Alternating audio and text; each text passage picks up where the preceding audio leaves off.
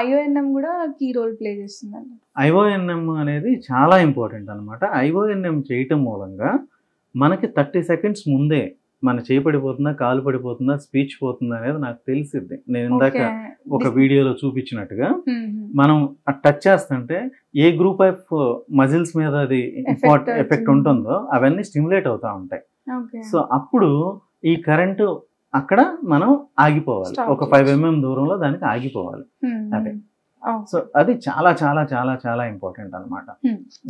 So ఇప్పుడు minimally invasive techniques అనేవి మేజర్గా అంటే మీరు ఇందాక మెన్షన్ చేసినట్టు బ్రెయిన్ ట్యూమర్స్కి కానీ స్పైన్ సర్జరీస్ కానీ వాడుతారు ఉంటారు. సో మేజర్గా ఇప్పుడు ఉన్న పేషెంట్స్లో ఎక్కువ కైండ్ ఆఫ్ దేనికి మీరు ప్రిఫర్ చేస్తారు? నేను పైనుంచి కింద దాకమ్మా బాడీలో బ్రెయిన్ కానీ స్పైన్ కానీ ఏదైనా ఇందాక ప్రొసీజర్స్ అన్నీ చెప్పాను. ముక్కులోంచి వెళ్ళి పిట్యూటరీ అడెనోమాస్ తీస్తాము.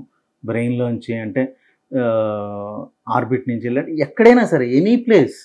ఇక్కడ ఏంటంటే పెద్ద కోత కాకుండా అంటే చాలా పెద్దగా ఇంత కోత కోయకుండా ఇంత కోతలోంచి లోపలికి వెళ్తే అది మినిమల్లీ ఇన్వేజివ్. ఓకే, దాన్ని ఈ ప్రతి ప్లేస్కి అన్వయించుకోవచ్చు. సో ఎక్కడైనా చేయొచ్చు. మొత్తం అంత బాడీ మొత్తం అంటే నా పార్ట్స్ వచ్చేసి బ్రెయిన్, స్పైన్, నర్వ్స్, సో అన్నిటికీ. సో ఈ కీ హోల్ సర్జరీ కూడా ఇలానే అంటే మినిమల్ ఇన్వేజివ్ నే ఇంకో పదం కీ హోల్ సర్జరీ. దీనికే ఇంకో పదం ఎండోస్కోపిక్ న్యూరో సర్జరీ. దీనికే ఇంకొక పదం ట్యూబులర్ సర్జరీ. ఇవన్నీ కూడా ఏంటంటే పర్యాయ పదాలు అనమాట. So minimally invasive neuro surgery.